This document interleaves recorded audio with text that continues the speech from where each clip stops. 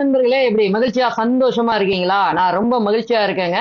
இன்னைக்கு நம்ம பார்க்க போறது என்னன்னா, துறை சார்ந்த கலைச்சொற்கள். அந்த பகுதியில 9ஆம் வகுப்பு குடிமையியல்ல இருக்கக்கூடிய கலைச்சொற்கள். அத அனைத்தையும் பார்க்க போறோம். என்னடா தொடர்ந்து கலைச்சொற்களே பார்த்துக்கிட்டு இருக்கோம் அப்படின்னு நீங்க நினைக்கிறீங்களா? கலைச்சொற்கள் வந்து மிக மிக மிக மிக இம்பார்ட்டன்டான ஒரு விஷயம் நம்முடைய எக்ஸாமுக்கு. சோ இத கொஞ்சம் காது கொடுத்து கேளுங்க. அதுக்கப்புறம் வருத்தப்படாதீங்க. நம்ம சேனல் இது வரைக்கும் நீங்க சப்ஸ்கிரைப் பண்ணாம இருக்கீங்களா அப்படின்னா சப்ஸ்கிரைப் பண்ணிக்கங்க. இந்த வீடியோ உங்களுடைய நண்பர்களுக்கும் உறவினர்களுக்கும் கண்டிப்பா பயன்படக்கூடிய ஒண்ணு. அக்கம் பக்கத்துல இருக்கவங்க உங்களுடைய சோசியல் கனெக்ட்ஸ் படிக்கிற மக்களுக்கு ஷேர் பண்ணி விடுங்க. உங்களுடைய கருத்துகள் மிக மிக மிக மிக முக்கியம். அத வந்து கமெண்ட்ல சொல்லிடுங்க. லைக்க பண்ணிட்டீங்களா? பண்ணலையா? அப்படியே பண்ணிருங்க. சப்ஸ்கிரைப் பண்ணிட்டீங்கல்ல? வாங்க வீடியோக்குள்ள போவோம். 9ஆம் வகுப்பு குடிமையியல் அதுல இருக்கக்கூடிய கலைச்சொற்கள் தான் நம்ம பார்க்கலாம். வாங்க.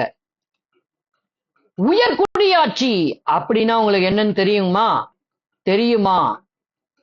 யோசனை பண்றீங்களா? ஆங்கிலத்துல தான் கேட்டேன், வேற எதுலயும் கேட்கல.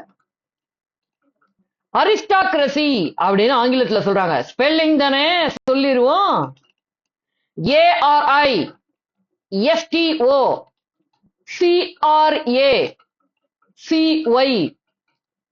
உயர்குடியாட்சி அப்படிங்கறத அரிஸ்டாக்ரசி அப்படின்னு சொல்றாங்க.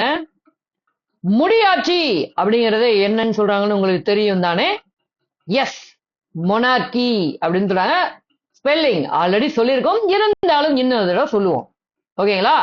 உங்களுக்காக தானே. MONARCHY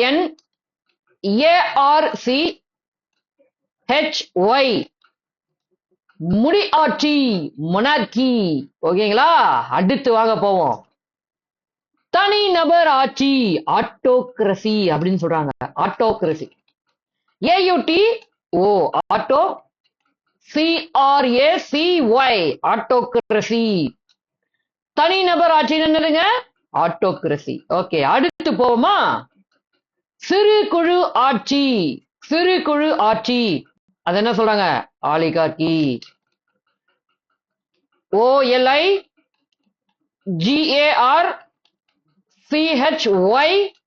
அவ்வளவுதான். சிறுகுழு ஆட்சினா ஆலிகார்கி. மத குருமார்களின் ஆட்சி தியோக்ரசி. தியோக்ரசி. THEOCRACY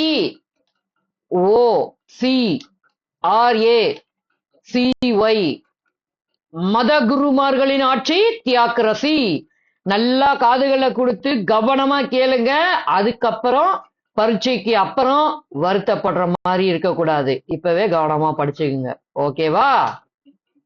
மக்களாட்சி அப்படிங்கிறது என்னங்க சொல்றாங்க? டெமோக்ரஸின்னு சொல்றாங்க. DEMOCRACY democracy. மக்களாட்சினா டெமோக்ரஸி. இந்தியா ஒரு டெமோக்ராட்டிக் கண்ட்ரின்னு நீங்க நினைக்கிறீங்களா? அப்படிதானே? ஓகே. குடியரசு அப்படிங்கறது ஆங்கிலத்துல என்னங்க சொல்லுவாங்க? குடியரசுனா ரிப்பப்ளிக். REPUBLIC republic. குடியரசுனா என்னதுங்க? ரிப்பப்ளிக். இந்திய மனித உரிமைகள் ஆணையம். இந்திய மனித உரிமைகள் ஆணையம் அப்படிங்கிறது ஆங்கிலத்துல உங்களுக்கு என்னன்னு தெரியுமா? தெரியாதா? National human rights commission. National human rights commission மாநில மனித உரிமைகள் ஆணையம் அப்படிங்கிறது உங்களுக்கு ஆங்கிலத்துல தெரியுமா? தெரியாதா? ஏன் அப்படி தெரியாம இருக்கு? கண்டிப்பா தெரியுமே உங்களுக்கு. State human rights commission. State human rights commission. அதிகார பகிர்வு அப்படின்னா என்னன்னு ஆங்கிலத்துல உங்களுக்கு தெரியுமா? குடிமையில் சார்ந்த கலைச்சொற்கள் பார்த்துக்கிட்டு இருக்கோம். தெரியுமா? டெவல்யூஷன். டெவல்யூஷன்.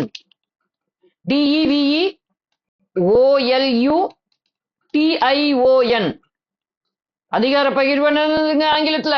குடிமையியல் சார்ந்த கலைச்சொல் டெவல்யூஷன். அப்படின்னா ஒண்ணும் இல்லைங்க, மத்திய அரசுல இருந்து ஆட்சி அதிகாரங்களை உள்ளாட்சி வரைக்கும் பரவ செய்யறது தான் டெவல்யூஷன்.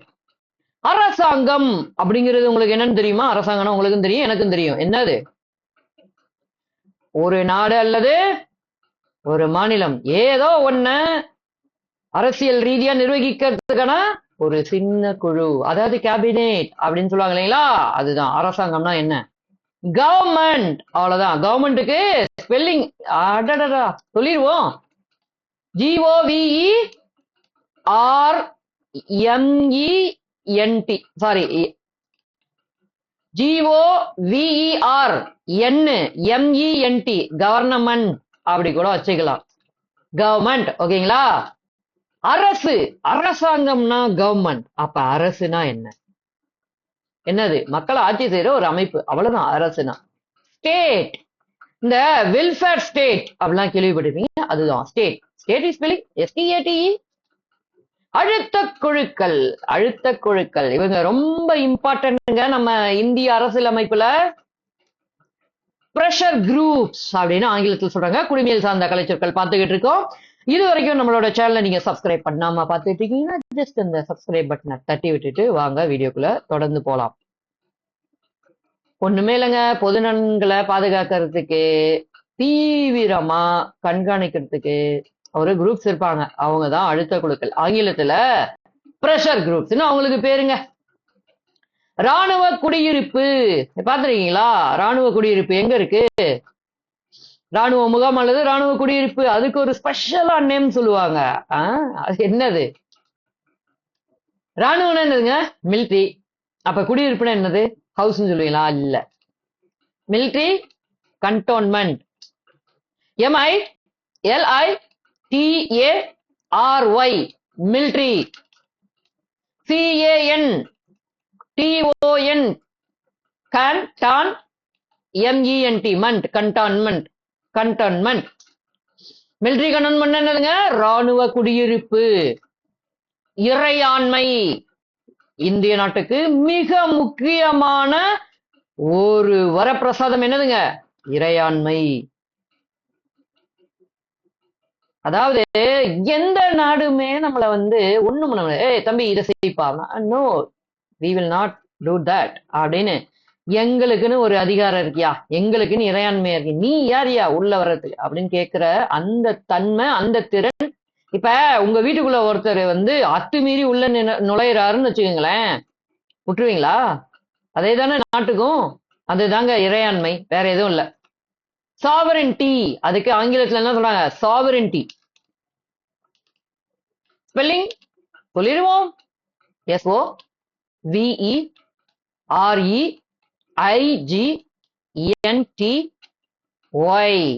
சாவரின்டி. இறையாண்மை என்னதுங்க? சாவரின்டி. ஒதுக்கீடு அப்படின்னா உங்களுக்கு என்னன்னு தெரியுமா? இடஒதுக்கீடு. என்ன சொல்லலாம்? ரிசர்வேஷன், அவ்வளவுதான். கோட்டா, இல்லைன்னா அவங்களுக்கு கொடுக்கணும் அலோகேஷன், அவ்வளவுதான். RESERVATION, reservation. அப்படி இல்லைன்னா கோட்டா. QUOTA, quota. அப்படி இல்லைன்னா அலோகேஷன். ALIOCATION, allocation. இதெல்லாம் ஞாபகம் வச்சுக்கோங்க. ஒதுக்கீடு, ரிசர்வேஷன் அல்லது கோட்டா அல்லது அலோகேஷன், இதுல ஏதாவது ஒண்ணு கொடுத்து நமக்கு கேட்க வாய்ப்புகள் இருக்கு.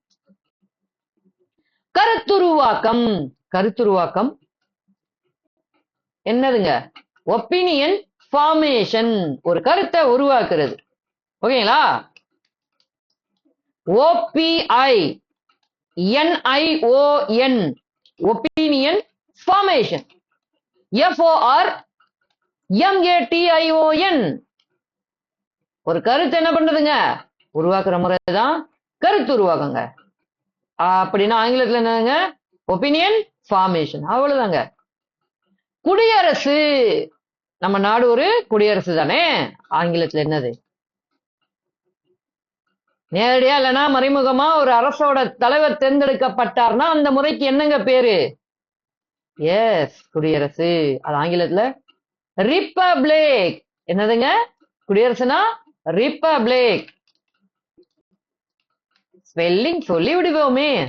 RE PU BL IC. அவ்வளவுதான். ரிப்பப்ளிக். குடியரசுனா என்னதுங்க? ரிப்பப்ளிக். குடியுரிமைனா என்னதுங்க? அப்ப குடியரசுனா ரிப்பப்ளிக், குடியுரிமைனா எந்த நாட்டுலனாலும் நம்ம வாழ்றதுக்கான ஒரு உரிமைய நம்ம வாங்கிக்கிறதுக்கு பேர் என்னங்க? குடியுரிமை. நம்ம பிறந்த நாட்டிலே இருந்தோம்னா நமக்கு ஆட்டோமேட்டிக்கா குடியுரிமைங்கிறது கிடைச்சிரும். வெவ்வேறு நாடுகளுக்கு போறோம்னா அந்த நாடோட சட்டப்படி நம்ம குடியுரிமையை என்ன பண்ணணும்? அப்ளை பண்ணி வாங்கணும். அதுக்கு நிறைய இது வச்சிருப்பாங்க. இந்திய நாட்டுல குடியுரிமை எப்படிலாம் வாங்கலாம்? அது உங்களுக்கு தெரியுமா? தெரியும் தானே? கமெண்ட்ல சொல்லுங்க. குடியுரிமைனா சிட்டிசன்ஷிப். சிட்டிசன்ஷிப். குழுக்கள், வெறுமனே குழுக்கள் அப்படின்னு சொல்றாங்க. அதுக்கு ஆங்கிலத்துல என்ன? ஆங்கிலத்துல குரூப்ஸ். அவ்வளவுதான். ஓகேவா? சட்ட திருத்தம். நடைமுறையில இருக்கக்கூடிய ஒரு சட்டத்துல திருத்தங்களை மேற்கொள்றது. 1950 ஜனவரி 26 அன்னைக்கு இந்திய அரசியலமைப்பு என்னாச்சு? அமலுக்கு வந்துச்சு. சரிங்களா? அமலுக்கு வந்துச்சு. அதுக்கப்புறமா அதுல வரக்கூடிய திருத்தங்கள் என்னதுங்க? அமலுக்கு வந்துச்சுன்னா ஆங்கிலத்துல இருந்துங்க திருத்தத்துக்கு அமெண்ட்மெண்ட். அவ்வளவுதான். அமலுக்கு அமெண்ட்மெண்ட். அது அன்னைக்கு வந்துருச்சுங்க. அதுக்கப்புறமா அன்னைக்கு வந்ததுன்னா அமலுக்கு அப்புறமா வரக்கூடியது என்னதுங்க? அமெண்ட்மெண்ட். அதுதான் சட்ட திருத்தம். எப்படி சூப்பரா சொல்லி தரனா? சமதர்மம். சமதர்மம்னா என்னதுங்க? ஒரு நாட்டோட குடிமக்களுக்கு சமூக பொருளாதார ரீதியில எந்த ஒரு ஏற்றத்தாழ்வும் பார்க்காம எல்லாரையும் ஒரே மாதிரி நடத்துறது. உங்களையும் என்னையும் ஒண்ணு போல பாத்துக்கிறது. அவ்வளவுதாங்க. Social justice. சோஷியல் ஜஸ்டிஸ்னா என்னதுங்க? சமதர்மம். சமயச்சார்பின்மை அப்படின்னா என்னன்னு உங்களுக்கு தெரியும் தானே? எந்த ஒரு மதத்தையும் நீங்க பின்பற்றலாம். இந்தியால நீங்க இருக்கீங்கன்னா ஓகேவா? அத மத்தவங்களுக்கு திணிக்கதான் கூடாது. ஓகேவா? நீங்க எந்த மதத்தினாலும் பின்பற்றலாம். அதுக்கான ஒரு சலுகையை கொடுக்கிறது தான் சமயச்சார்பின்மை. Freedom of religion.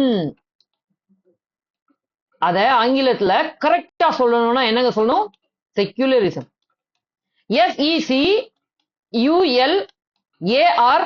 SECULARISM. எந்த மதத்தையும் பின்பற்றலாம். சமயச்சார்பின்மை. செக்யூலரிசம். அப்படிதாங்க.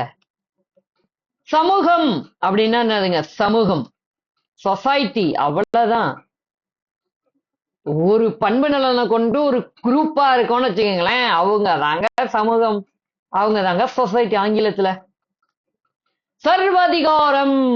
சர்வதிகாரம் ஐயோ பயங்கரமா இருக்கு கேட்கும் போதே அப்படின்னு நினைக்கிறீங்களா? அதுக்கான ஆங்கில வார்த்தையை மட்டும் நம்ம தெரிஞ்சுக்கிட்டா போதும். Concentration of power. அப்படியே அந்த அதிகாரத்துல நோக்கி அப்படின்னு அந்த பவரை மட்டும் தான் தான் அப்படின்னு ஒருத்தர் ஆட்சி செய்யறாருன்னு வச்சுக்கோங்களேன், அவரு தாங்க அந்த சர்வதிகாரி அப்படின்னு சொல்லுவாங்க. சர்வதிகாரம் அப்படின்னா கான்சென்ட்ரேஷன் ஆன் பவர். தன்னாட்சின்னா என்னதுங்க? தன்னாட்சி. அட்டானமி. தன்னாட்சின்னு என்னங்க? சுயமா ஆட்சி ஆள்றது. அட்டானமி.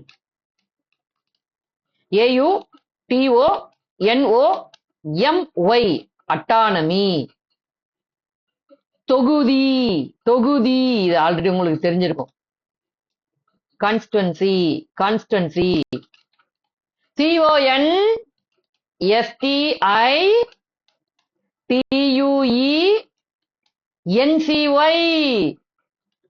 தொகுதின்னு என்னதுங்க? Constituency.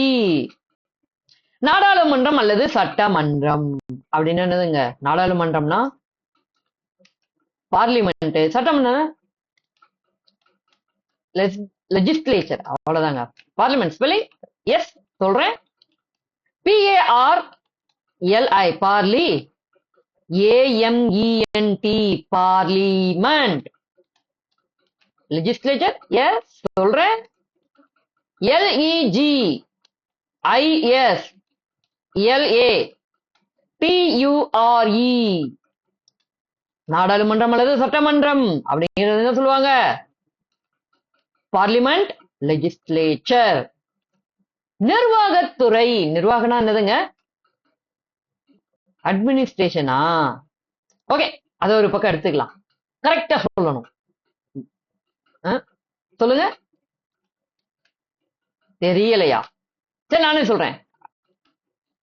Executive, EXECUTIVE, executive.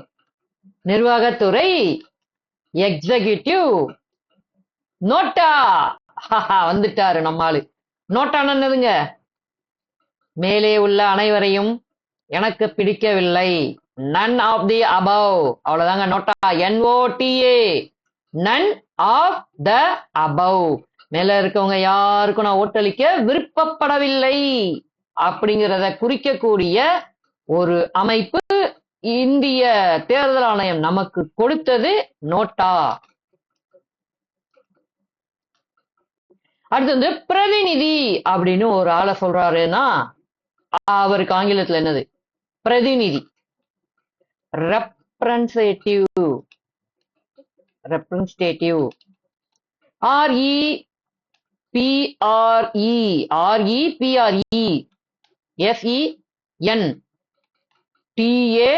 SENTATIVE, representative.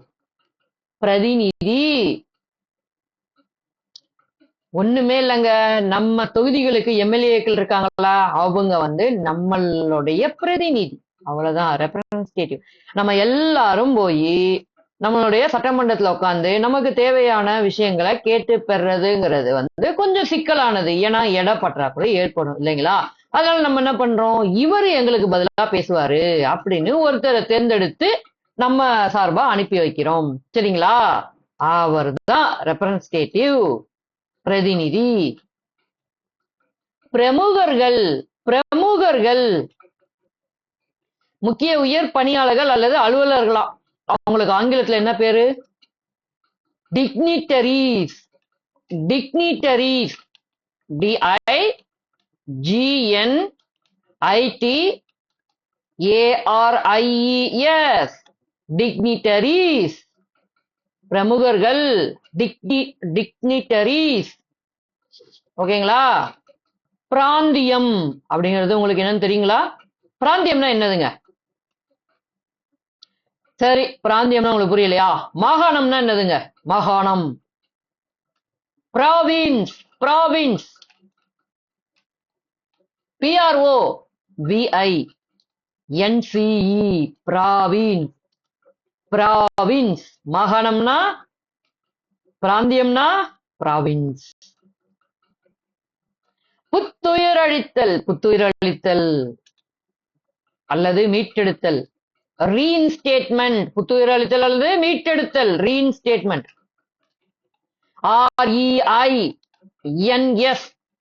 REINSTATE, அவ்வளவுதான்.